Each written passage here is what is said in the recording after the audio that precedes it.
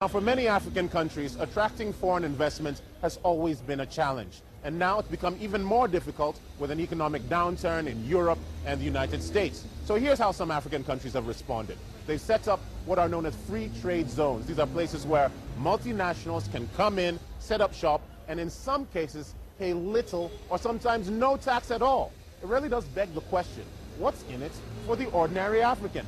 Mark Edo has been checking up on that in Nigeria, Africa's most populous nation. In Lagos, they hope this will be the road to economic success. The Lekki Free Trade Zone is being carved out of thousands of hectares of untamed land near the coast of Nigeria's commercial capital. The first part is 3,000 hectares. They call Shola Oworu the empress of the zone. This former city banker is in charge of creating what she believes will become the Dubai of West Africa.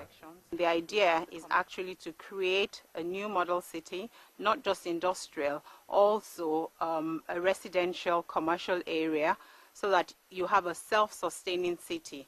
While Lagos State is providing the land, a Chinese consortium is responsible for the actual construction. And there's a lot to build.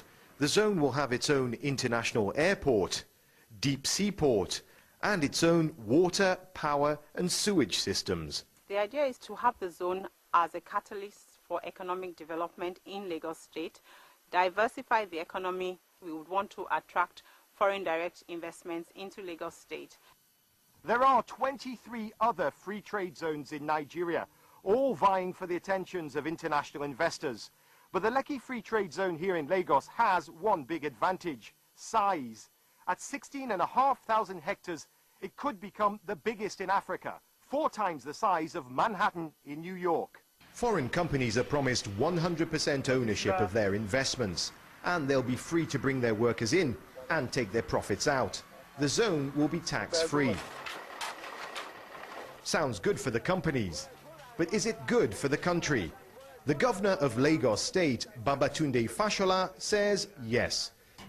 Every time we import goods, we invariably, without knowing it, export jobs, because we keep those industries offshore, away from our economy, busy.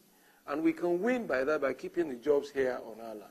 There's a race to build free trade zones across the continent.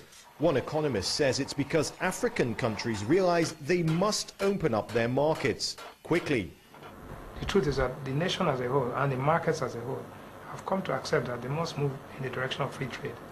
Because one, it opens up their markets, so investment flows come in. Two, it makes their domestic industries more competitive. That's the hope for the Lekki Free Trade Zone. But back at the zone, Shola Oworu can't dwell on what might be. She's got a new model city to build. Mark Edo, Africa Business Report, Lagos, Nigeria. That ends part 1 of Africa Business Report. Stay